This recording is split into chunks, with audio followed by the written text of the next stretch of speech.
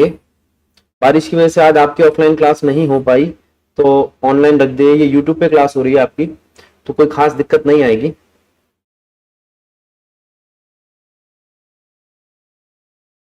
Rotational motion, क्या क्या चीजें आती है जरा ध्यान देंगे। पहला पॉइंट आता है यहां पर सेंटर ऑफ मास। कई बच्चों के स्कूल में सिर्फ सेंटर ऑफ मास तक आ रहा है, तो आज ये सेंटर ऑफ मास वाला टॉपिक तो हो जाएगा। दूसरा आता है एनालॉग। किसके साथ एनालॉग? लीनियर मोशन के साथ। मैं कोशिश करूंगा कि आपके आज ये दो टॉपिक खत्म हो जाएं, ठीक है। तो सबसे पहले हम उठाते हैं सेंटर ऑफ मास को। अब देखिए, मैंने यहां पे ये फिगर बनाई, एक फिगर बनाई ये, और एक फिगर बनाई ये, और मैंने आपसे पूछा क्या इनका सेंटर आप जानते हो? तो आपने कहा हाँ भैया जानते हैं, ये हमने मैथ में पढ़ रखा है। वो सेंटर है ये, देखो, क्या यही है एक सर्कल का सेंटर, ये है एक स्क्वायर का सेंटर, और ये आपके ट्रायंगल का सेंटर जिसको आप सेंट्रोइड कहते हैं। तो आपने कहा भैया यहां पे ना एक लाइन ऑफ सिमेट्री होती है, जहां पर सारी लाइन ऑफ सिमेट्री काट रही हो उस पॉइंट को हम कहते हैं सेंटर। जैसे यहां पे दो डायगोनल एक दूसरे को कट कर रहे हैं, तो ये पॉइंट बन गया आपका सेंटर। यहां पे तीनों मीडियन कट कर रहे हैं, ठीक है। मेरे हाथ से अगर थोड़ा बहुत हिल डुल रहा है तो देख लेना, परफेक्ट कट नहीं कर रहा हो तो, ठीक है। तो ये सेंटर है, सेंटर ऑफ मास नहीं। सेंटर और सेंटर ऑफ मास में क्या डिफरेंस है उस पर ध्यान देते हैं। देखो, सेंटर का मतलब है एक पॉइंट, सेंटर ऑफ मास का मतलब है वो पॉइंट जहां सारा मास ऑब्जेक्ट का कंसंट्रेटेड हो, जहां सारा मास ऑब्जेक्ट का कंसंट्रेटेड हो। मेरी बात सुनो, मान लो आपने एक ऑब्जेक्ट लिया और आप उसको बैलेंस करना चाहते हैं अपने हाथ पे, जैसे मैं इस पेंसिल को बैलेंस कर रहा हूं, ठीक है ना। अब इस पेंसिल को बैलेंस करने के लिए मैं इसके सेंटर ऑफ मास को ढूंढ रहा हूं। जहां मुझे इसका सेंटर ऑफ मास मिल गया, ये वहां पे बैलेंस हो जाएगी। वो इसका सेंटर हो ये जरूरी नहीं है। जैसे मैं एक फिगर बना रहा हूं, मान लो ये फिगर है, आपने कहा भैया बिल्कुल फिगर तो एकदम सिमेट्रिक है। सिमेट्रिक तो है, लेकिन ये यहां पर ज्यादा भरी हुई है, तो यहां से ज्यादा भारी हो गई, और जहां पर कम भरी हुई वहां से खाली हो गई। तो जो आपका सेंटर ऑफ मास यहां आना चाहिए था बिल्कुल सेंटर पे, वो यहां ना आके कहीं यहां बैलेंस करेगा। क्यों? जो हैवी होता है उसका पोर्शन वहां की तरफ सेंटर ऑफ मास शिफ्ट हो जाता है। जो पोर्शन हैवी होता है वहां पे वो शिफ्ट हो जाता है। क्लियर? बात को समझना। तो यहां पर ये वो सेंटर बन गया है जिसमें इधर का मास और इधर का मास बैलेंस्ड है। तो फिर मैंने आपसे कहा सेंटर ऑफ मास जो है उसको मैं किस नाम से दिखाऊं, कैसे दिखाऊं? तो मैंने एक सिस्टम ले लिया दो ऑब्जेक्ट्स का। अब इस बात को समझो, मान लो मेरे पास दो ऑब्जेक्ट्स हैं, मैंने बराबर नहीं लिए दोनों ऑब्जेक्ट। एक का मास है m1, एक का मास है m2, ठीक है। और ये उनका सेंटर है जहां पर सेंटर ऑफ मास आ रहा है। अब ये सेंटर ऑफ मास जो है ये कहां से मैं चेक करूं? आपने कहा भैया ओरिजिन ऑन ले लो, ये लो भैया ओरिजिन ले लिया। ओरिजिन से एक ऑब्जेक्ट तक का जो डिस्टेंस है वो है r1, और दूसरे ऑब्जेक्ट तक का जो डिस्टेंस है वो है r2। तो ये फिर वही आपका पोजीशन वेक्टर बन गया जो हम पहले भी पढ़ चुके हैं, r1 r2। अब इसका मास m1 है और ये साथ वाले भाई साहब का मास m2 है। इन दोनों के जो बीच की दूरी है उसको मैंने नाम दे दिया r। अब इसको आप 1 से 2 कहोगे तो इस डायरेक्शन में, 2 से 1 कहोगे तो इस डायरेक्शन में। ये हम पहले भी पढ़ चुके हैं। और ये है RCM, ये है सेंटर ऑफ मास। तो मैं आपसे पूछ रहा हूं सेंटर ऑफ मास का क्या फॉर्मूला होगा? तो हमने कहा भैया सेंटर ऑफ मास का फॉर्मूला होगा RCM is equals to mass multiply में डिस्टेंस प्लस मास मल्टीप्लाई में distance divided by sum of mass. अगर आप इसकी यूनिट देखेंगे तो ऊपर आ रहा है KG metre plus KG metre, और मैंने आपको बता रखा यूनिट जब ऐड होती है तो यूनिट चेंज नहीं होती। तो KG metre divided by KG, अगर मैं देखूं तो यूनिट इसकी मीटर ही आ रही है। तो सेंटर ऑफ मास पोजीशन को ही बता रहा है, लेकिन वो पोजीशन जहां पे सारे के सारे मासेस, सारे के सारे पार्टिकल्स, किसी ऑब्जेक्ट के सारे पार्टिकल्स या सिस्टम ऑफ पार्टिकल्स जो है वो उन सब का मास कंसंट्रेट कर रहा हूं और इक्विलिब्रियम पर आ रहा हूं। अब बारी आती है, मान लो मैं इसको एक्स और वाई में तोड़ना चाहूं। मान लो मैंने दो मास ले लिए,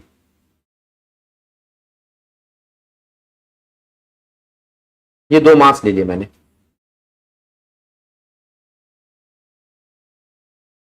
एक है m1, एक है m2, एक है डिस्टेंस r1, एक है डिस्टेंस r2। लेकिन मैं इन मासेस को ऐसे भी दिखा सकता हूं, देखना जरा, ये इसकी पोजीशन है y एक्सिस पे y1, और ये इसकी पोजीशन है x एक्सिस पे x1, ये इसकी पोजीशन है y एक्सिस पे y2, और ये इसकी पोजीशन है x एक्सिस पे x2। समझो, ठीक है। तो यहां से हम जो हमारा आरसीएम था उसको भी दो हिस्सों में तोड़ सकते हैं, x और y में। x एक्सिस के लिए x ले लेंगे और y एक्सिस के लिए y ले लेंगे, और यहां से आपका x आएगा m1 x1, m2 x2, m1 plus m2, y आएगा m1 y1, m2 y2, m1 plus m2, और इन दोनों को जोड़ दूं तो आरसीएम आएगा x, y। जल्दी से इस पूरी पेज को रीड करो, फिर मैं आगे बढ़ता हूं। अगर ये बात समझ में आ गई है तो जो भी ये होता है, ये क्या बोलते हैं इसको, कमेंट में यस लिख दो।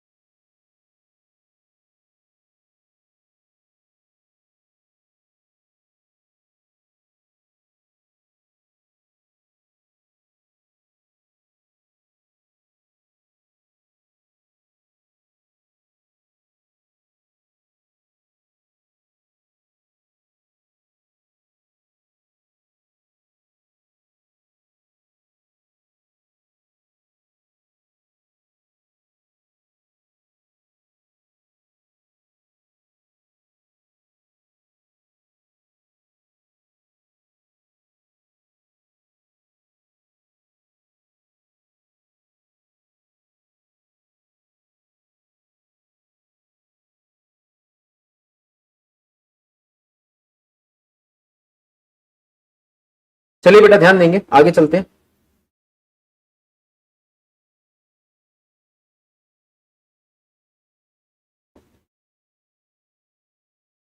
यहां से अब मैंने आपसे कहा एक्सप्रेशन निकालो, एक्सप्रेशन फॉर सेंटर ऑफ मास। ठीक है, सेंटर ऑफ मास का एक्सप्रेशन कैसे निकालेंगे? हमने सिंपल सा एक कंसेप्ट लिया, आप देखिएगा, समझिएगा इस बात को। ये दो मासेस है m1 m2। मनु बेटा तबीयत ठीक है? मनु का मैसेज आया है बेटा, पता चला था तेरी तबीयत खराब है, उसके बाद से मैं बात नहीं कर पाया, टाइम नहीं मिलता आजकल क्लास की वजह से।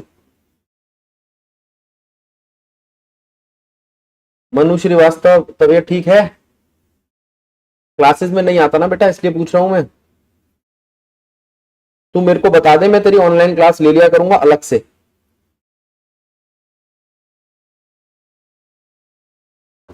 चलिए पहले इस पे ध्यान दीजिए। अब मैं इसका एक्सप्रेशन निकालना चाहता हूं, तो मैंने क्या कहा, मैंने कहा भैया इस पे बाहर से एक फोर्स लग रही है, वो है F1। इस पे बाहर से एक फोर्स लग रही है, वो है F2। और ये आपस में दो फोर्स लगा रहे हैं अंदर से, 1 से 2 पर, F 2 से 1 पर। समझे? इंटरनल फोर्सेस यहां पर कौन सी है? इंटरनल फोर्सेस है F 1 से 2 पर और F 2 से 1 पर, और वो इक्वल और अपोजिट है। इसका मतलब इंटरनल नेट फोर्स जो है वो 0 है। इंटरनल नेट फोर्स जो है वो 0 है। और एक्सटर्नल फोर्स कितनी है? एक्सटर्नल फोर्स है F, वो 0 नहीं है, वो ऐड हो रही है F1 और F2। अब इसके हिसाब से इसने क्या किया, फोर्स का फॉर्मूला मास इंटू एक्सेलरेशन ले लिया। External force is equals to total mass of system into में एक्सेलरेशन। ये टोटल मास है,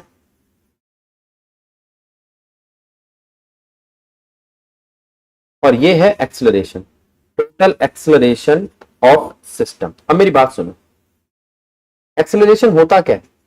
चेंज इन वेलोसिटी अपॉन में टाइम, या चेंज इन पोजीशन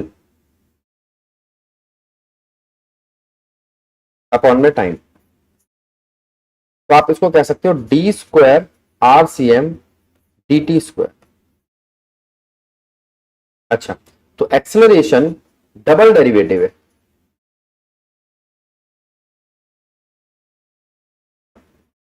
किसका? सेंटर ऑफ मास का। पहले ये बात समझी हमने। तो अब हमारे पास एक्सेलरेशन तो आ गया कि एक्सेलरेशन डबल डेरिवेटिव है सेंटर ऑफ मास का। तो यहां से हमने आपको एक चीज लिख दी, a is equals to d square R C M by D T square. इस बात को समझो। ये समझने के बाद हमने आपसे बात करी इस फॉर्मूले की। फिर से फ्रिक्शन बराबर है F1, ओ सॉरी फ्रिक्शन कह रहा हूं, internal force F1 plus F2। F कितना है? मास इंटू एक्सेलरेशन, अभी बताया था। F1 कितना है? उसका मास इंटू एक्सेलरेशन, और दूसरे का मास इंटू एक्सेलरेशन। क्या मैं मास एक्सेलरेशन को लिख सकता हूं यहां पर भी, D square R1 by D T square.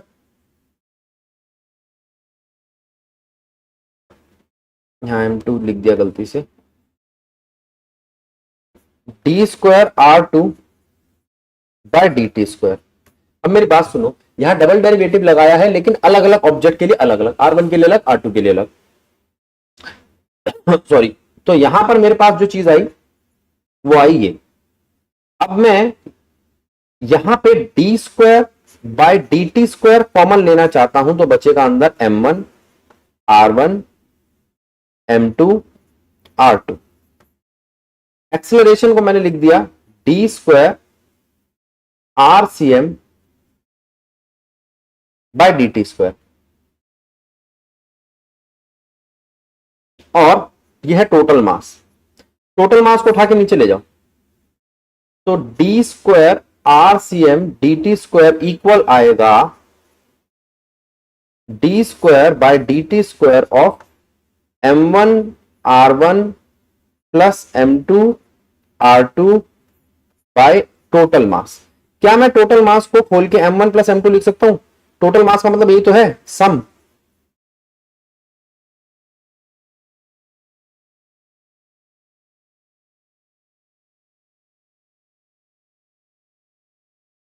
तो यहां से अगर मैं D square by D T square को कंपेयर कर दूं, तो मेरे पास आरसीएम का एक्सप्रेशन आ गया।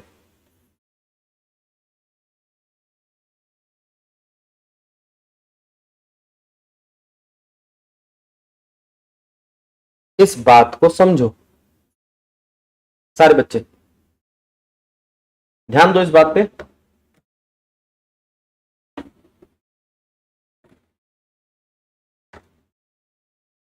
मैं स्टार्टिंग से एक्सप्रेशन दिखा रहा हूं, रीड करना स्टार्ट करो। देखो, सबसे पहले हमने क्या देखा? हमने देखा कि यहां पर मैं फोर्स के एक्सप्रेशन से सेंटर ऑफ मास को ड्राइव करूंगा। फोर्स का एक्सप्रेशन क्या है? फोर्स का एक्सप्रेशन है मास इंटू एक्सेलरेशन। ठीक बात। मास इंटू एक्सेलरेशन में मैंने क्या दिमाग लगाया? मैं एक्सेलरेशन को खोल सकता हूं डबल डेरिवेटिव ऑफ डिस्टेंस से, क्योंकि मुझे आरसीएम निकालना है। तो मैंने टोटल मास का ले लिया, mass total mass into acceleration, और अलग अलग का ले लिया M1 A1 और M2 A2। इस पेज को पढ़ो पहले जल्दी से, फिर मैं नेक्स्ट पेज पे चलता हूं।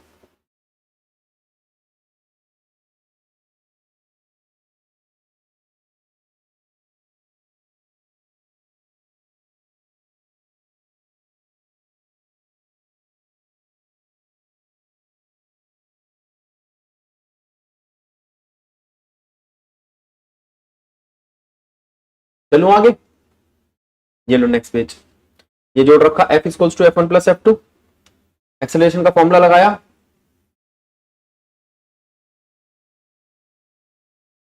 अगर बात समझ आ गई हो तो यस का रिप्लाई करो, तो मैं आगे बढ़ू।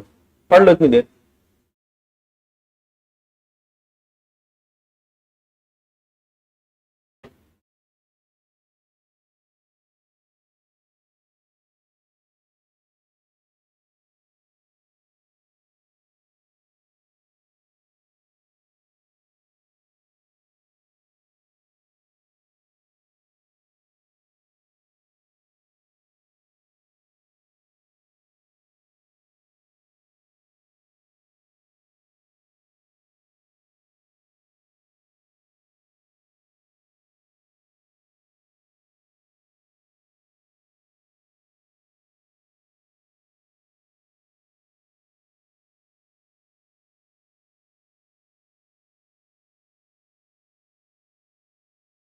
चलिए, अब बारी आती है, अगर मैं इसको x की फॉर्म में, y की फॉर्म में या z की फॉर्म में लिखूं तो आएगा M1 x1 M2 x2 by M1 plus M2, M1 y1 plus M2 y2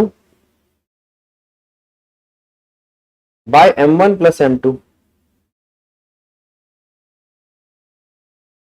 z की फॉर्म में M1 z1 plus M2 z2 M1 plus M2। Check करो।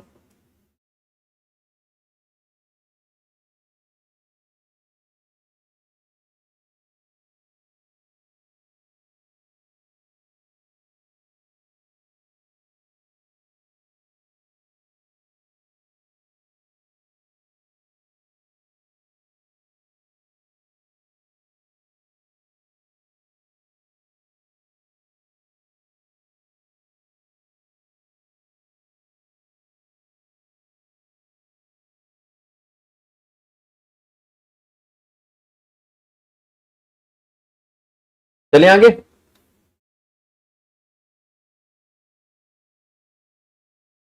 चलिए, तो यहां पर एक्सप्रेशन आने के बाद हमने एक चीज और देखी, उसे हम कहते हैं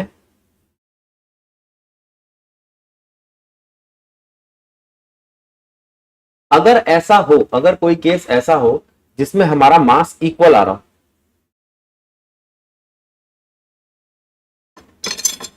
एक मिनट रुकना पड़ेगा बेटा।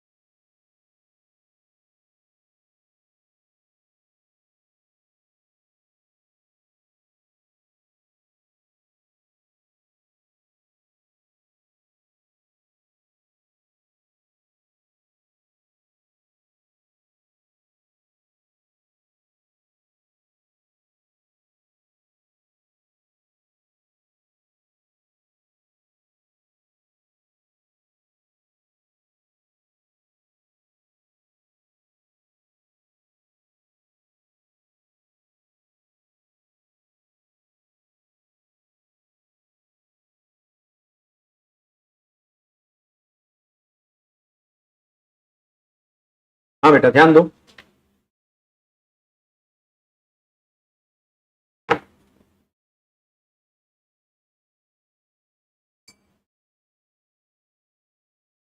बात आती है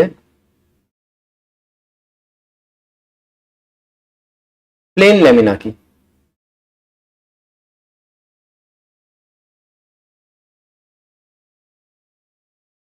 प्लेन लेमिना शीट में इक्वल मास डिस्ट्रीब्यूशन होता है। जहां इक्वल मास डिस्ट्रीब्यूशन होता है वहां m1 m2 mn सब इक्वल होते हैं m के। तो जो आपका फॉर्मूला होता है RCM, जो था m1 R1 plus m2 R2 bye m1 plus m2, वो बन जाता है mR1 mR2 अपॉन में m प्लस m। तो ये आपका m बाहर आ जाएगा, बचेगा R1 plus R2 by 2, m से m कट जाएगा। तो RCM का फॉर्मूला बनेगा R1 प्लस R2 बाय 2। इस बात को समझो। इसी तरीके से x का फॉर्मूला क्या बनेगा, x1 plus x2 by 2। y का फॉर्मूला क्या बनेगा, y1 प्लस y2 बाय 2। और अगर ज्यादा चीजें हो तो सो ऑन, फिर बाय n कर देना। क्या ये बात समझ में आई? जल्दी से यस का मैसेज करो, फिर हम आगे बढ़े।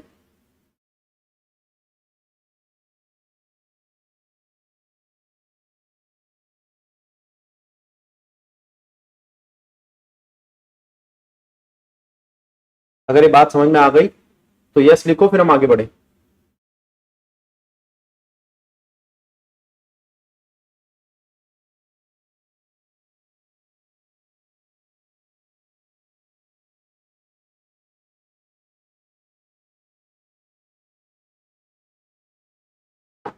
चले, चलो।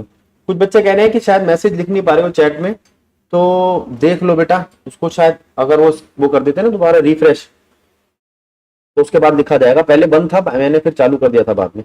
अब यहां पर प्लेन लेमिना के कुछ एग्जांपल्स लेते हैं और ये x1 y1 के कुछ एग्जांपल लेते हैं। मान लो एक क्वेश्चन आता है जिसके अंदर एक ट्रायंगल है, उस ट्रायंगल के कोनों पर, कोना मतलब वर्टेक्स पर 3 मास रखे, ठीक है। उस ट्रायंगल के 3 वर्टेक्स पे 3 मास रखे, एक 100 ग्राम का, एक 150 ग्राम का, एक 200 ग्राम का। तो पहले तो आप ये बात समझो, m1 कितना है, m2 कितना है, m3 कितना है। 100 ग्राम, 150 ग्राम, 200 ग्राम, ठीक। 3 मासेस है, 100 ग्राम, 150 ग्राम, 200 ग्राम। उनकी पोजीशन कहां है? मुझे अगर फॉर्मूला लगाना है ये x, तो मुझे m1 के साथ साथ x1 भी चाहिए, m2 के साथ साथ x2 भी चाहिए, m3 के साथ साथ x3 भी चाहिए। अब वो x1 x2 x3 कहां है? सिर्फ मेरे पास तो m1 m2 m3 है, तो दिक्कत हो गई। तो x1 x2 x3 के लिए मैंने यहां लिखा x1 ढूंढो, x2 ढूंढो, x3 ढूंढो, y1 ढूंढो, y2 ढूंढो, y3 ढूंढो। इस प्लेन लेमिना को मैंने इस तरीके से एक्स एक्सिस और वाई एक्सिस पे एक प्लेन पे दिखाया और ये देखा, क्वेश्चन में गिवन था किसकी लेंथ है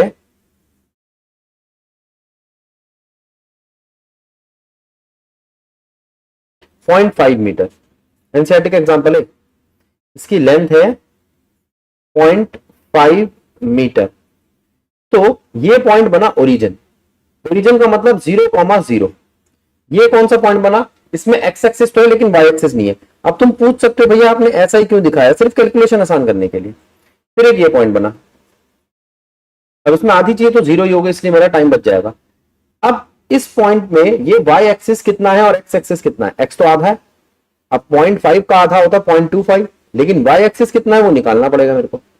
y3 निकालने के लिए मैंने यहां फॉर्मूला लगाया। आप सब बच्चे एक बार इसको देखेंगे, इस ट्राइंगल को। इक्विलेटरल ट्राइंगल इसलिए एंगल 60 डिग्री का होगा। मुझे ये साइड निकालनी है, ये वाली साइड, तो मैंने यहां पर परपेंडिकुलर वाला फॉर्मूला लगाया साइन 60। साइन 60 कितना होता है? परपेंडिकुलर अपॉन में हाइपोटेनस। तो परपेंडिकुलर कितना आया? हाइपोटेनस मल्टीप्लाई में साइन 60। अब हाइपोटेनस है कितना? Length L. साइन 60 कितना होता है? √3/2। लेंथ एल कितना है? 0.5। जवाब आ गया 0.25√3। ये आपका पॉइंट आया y3। अब मैं सारे पॉइंट लिख रहा हूं।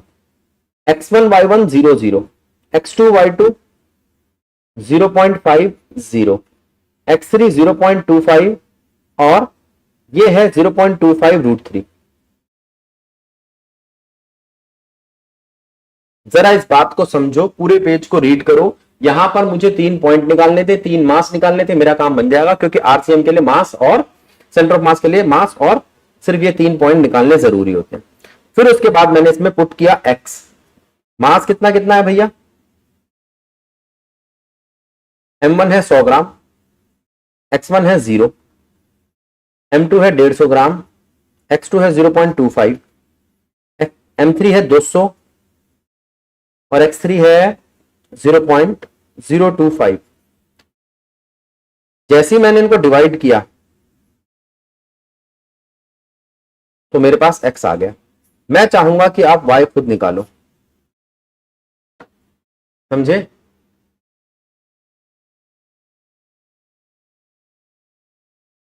जल्दी करो, इसका y निकालो और जवाब बताओ।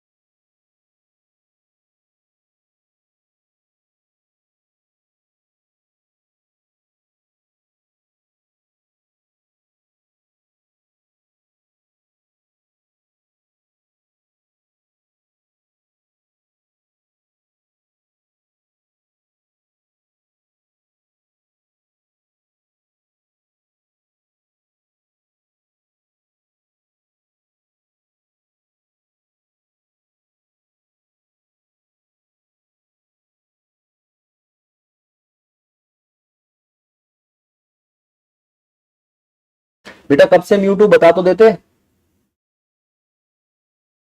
सर म्यूट हो गया। आवाज नहीं आ रही।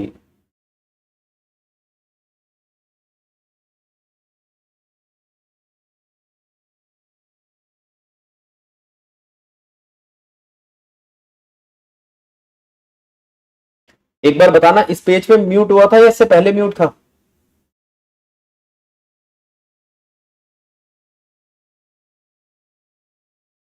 यहां बात आ रही थी?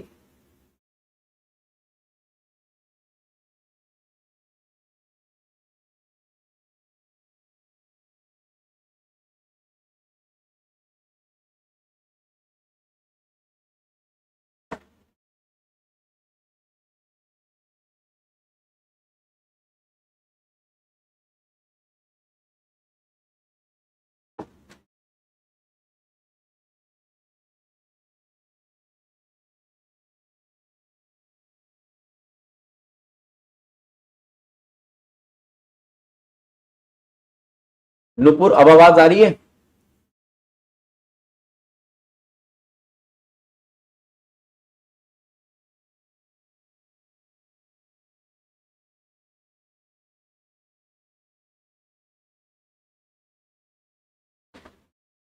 बेटा बस एक बात बता दे नुपुर, इस वाले पेज पे आवाज आ रही थी, इस वाले पेज पे?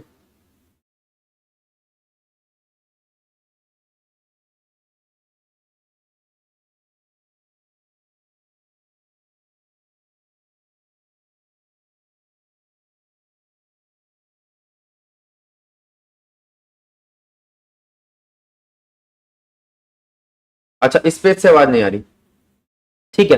मैं इस पेज को रिपीट करा रहा हूं, जरा ध्यान दो। इस पेज पे आवाज नहीं आई, एक बार रिपीट देख लेते हैं।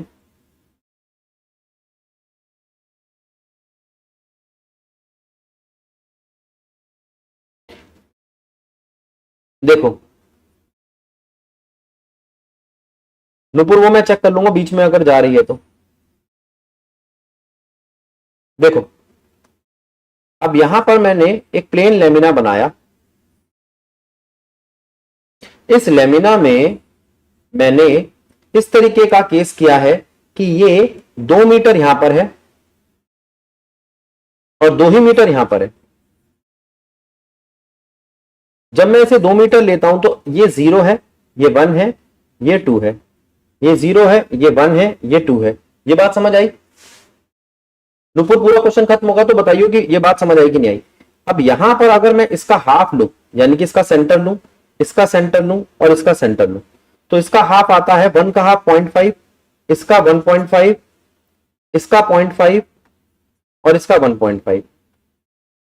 अब मैंने आपसे कहा ये है 1, ये है 2, ये है 3, तो टोटल का मास 3 kg है और ये प्लेन लेमिना है। प्लेन लेमिना में मास इक्वल होता है m1 बराबर m2 बराबर m3 बराबर m। ये तो बात खत्म हो गई। फिर x1 कितना है, y1 कितना है? तो मैंने 1 में देखा तो x1 है 0.5, मैं आपको मार्क करके दिखाता हूं। y1 है 1.5। देखो x1 0.5, y1 1.5, clear? x1 y1 clear हो गया। अब x2 कितना है और y2 कितना है? x2 है फिर 0.5 और y2 है 0.5। x3 कितना है और y3 कितना है? x3 ये रहा और y3 ये रहा, इस पॉइंट के लिए x3 1.5, y3 0.5। अब आपको क्या करना है, x निकालना है और y निकालना है। x है 0.5 प्लस 0.5 प्लस 1.5 और y है 1.5 प्लस 0.5 प्लस 0.5 बाई 3। तो यहां से आपका RCM x, y आ जाएगा। नुपुर बात ठीक है या गलत है? नुपुर कह रही है x2 1.5 है। हाँ, x2 1.5 है। ये लो 1.5।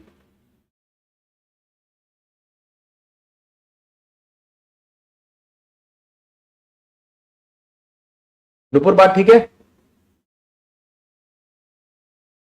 अब क्वेश्चन क्लियर हो गया? आवाज आ रही थी साहब?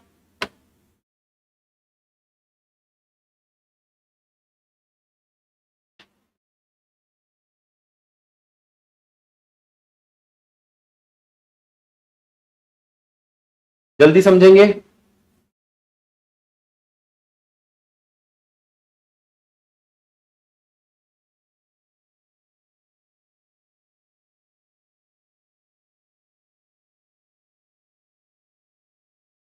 चलिए, तो यहां पर आपके पास तीनों मास अगर अलग अलग हो या तीनों मास एक जैसे हो, दो क्वेश्चंस हो गए। ये था सेंटर ऑफ मास का टॉपिक। अब बात आती है एनालॉग्स की। अगर मैं आपसे लीनियर बात करूं तो लीनियर में एक चीज होती है डिस्प्लेसमेंट, जिसको हम एस से दिखाते हैं। एक होती है वेलोसिटी, जिसको हम बी से दिखाते हैं। गोविंद x2 चेंज कर दिया गोविंद। एक चीज होती है एक्सलरेशन, जिसको हम ए से दिखाते हैं। अब वेलोसिटी है ds बाई डी टी और एक्सलरेशन है dv बाई डी टी। क्या ये बात क्लियर है गोविंद? रिप्लाई करो। अगर मैं ये सारी चीजें रोटेशनल या एंगुलर में बात करूं तो एंगुलर में डिस्प्लेसमेंट बन जाता है एंगुलर डिस्प्लेसमेंट। एंगुलर डिस्प्लेसमेंट को हम थीटा से दिखाते हैं और एंगुलर वेलोसिटी को हम ओमेगा से दिखाते हैं। ये मैं आपको लेसन 2 में पढ़ा चुका हूं। ऐसे ही एंगुलर एक्सेलरेशन को हम अल्फा से दिखाते हैं। अल्फा है आपका D omega bye D T और ओमेगा है आपका D theta by D T. अब इसी पे काम करना है, जरा ध्यान देना। एंगल हुआ आपका थीटा, एंगुलर वेलोसिटी हुई आपकी ओमेगा। ओमेगा बना चेंज इन एंगल अपॉन में थीटा अपॉन में टी, या चेंज इन एंगल अपॉन में टी, या 2 पाई बाय टी। ये कंप्लीट साइकिल के लिए होता है। For complete cycle angular acceleration alpha बना चेंज इन वेलोसिटी अपॉन में change in angular velocity upon में टाइम, या double derivative of change in angle upon में टाइम। ये तीनों फॉर्मूले पढ़ो, फिर मैं आगे बढ़ता हूं। गोविंद बात समझ में आ गई हो तो बता।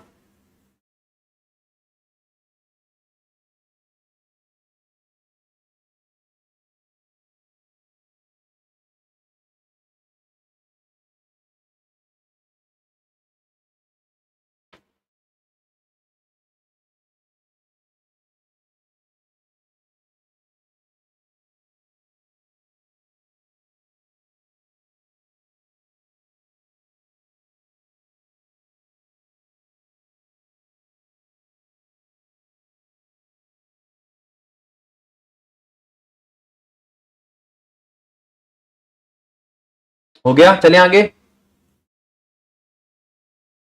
अब जरा ध्यान दो। आप जानते हो एंगल का एक फॉर्मूला होता है, एंगल इज इक्वल्स टू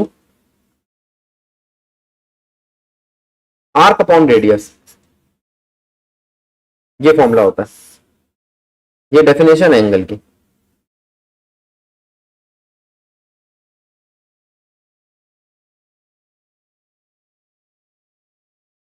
अगर एंगल आर्क अपॉन रेडियस होता है तो आप कह सकते हो कि linear displacement angular displacement multiply में रेडियस है। डिफरेंशिएट इट विद टाइम, तो ये बन जाएगा ds by D T D theta by D T into R. ds by D T है तुम्हारा velocity, D theta by D T है omega into R. आप चेक करो जरा फॉर्मूले को, आसान है, कोई दिक्कत कोई परेशानी? अब अगर मैं इसको फिर से डिफरेंशिएट कर दूं तो तो ये बन जाएगा dv by dt, D omega by dt into R, यानी कि acceleration is equals to alpha into R. क्या ये बात समझ में आई? अगर आ गई तो यस मैसेज लिख दो एक बारी।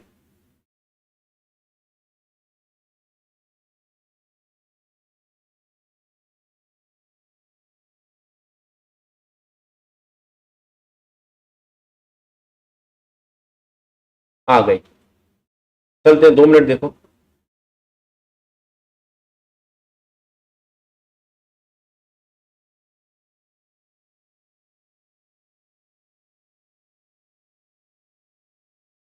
चलिए, अब इसके बाद बारी आई कि हमारे पास 3 फॉर्मूले आ गए।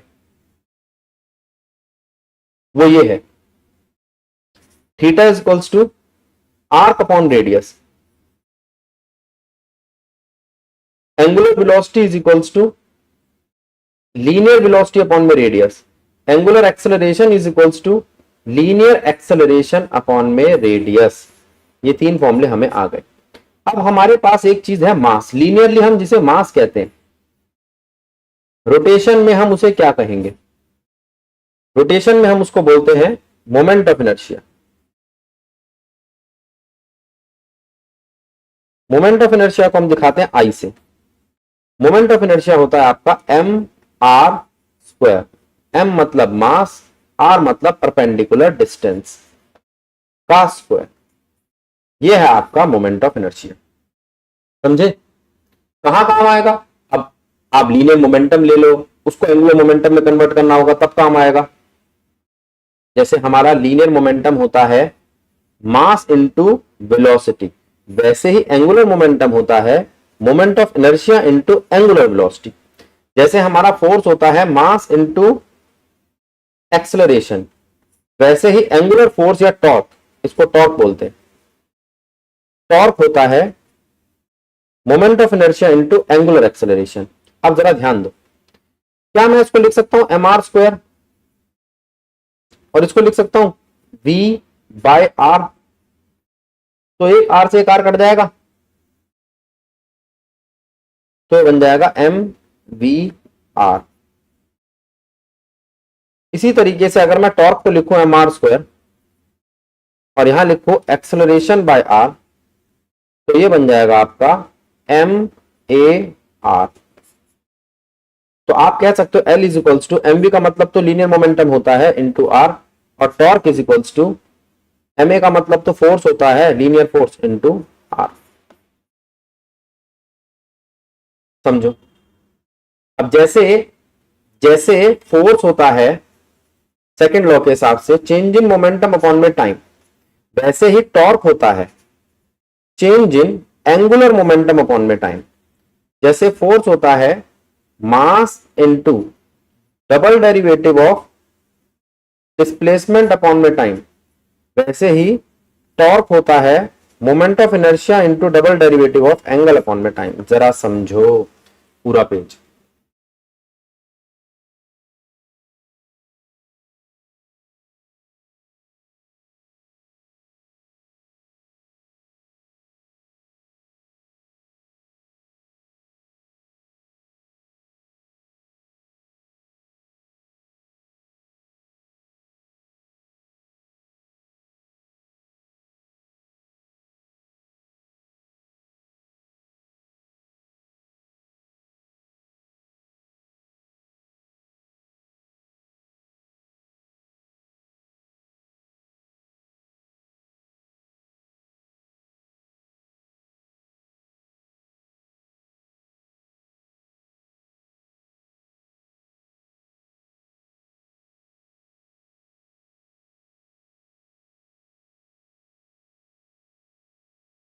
चलिए बेटा आगे।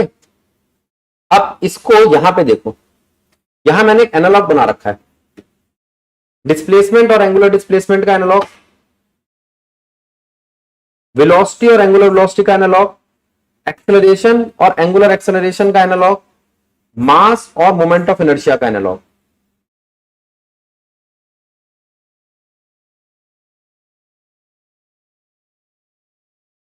समझे? अब नेक्स्ट पेज पे चलते हैं। काइनेटिक एनर्जी का एनालॉग बनाने में क्या दिक्कत है, जहां मास है वहां मैंने आई लिख दिया, जहां वेलोसिटी है वहां मैंने एंगुलर वेलोसिटी लिख दिया। पोटेंशियल एनर्जी का mgh बना दिया मैंने आई अल्फा थीटा। पावर होता है वर्क अपॉन में टाइम, जो फोर्स इंटू वेलोसिटी बन सकता है, कैसे, फोर्स इंटू डिस्प्लेसमेंट लिख सकते हैं हम वर्क को, तो ये बन जाएगा टॉर्क इंटू एंगुलर वेलोसिटी।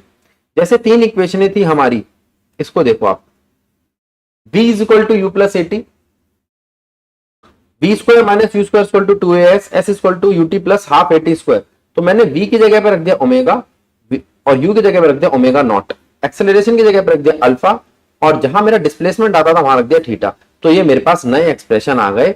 इन एक्सप्रेशंस की डेरिवेशन भी कराऊंगा, लेकिन अभी की क्लास में यही रोक रहा हूं, ठीक है। इसके बाद का पार्ट हम स्टार्ट करेंगे एनालॉग के बाद, मोस्ट प्रोबेबली शायद आज शाम को 10:30 बजे। तब तक के लिए राधे राधे। ये वीडियो सेव हो जाएगी, इसको मैं आपको भेज दूंगा, इस लिंक को आप दोबारा भी देख सकते हो।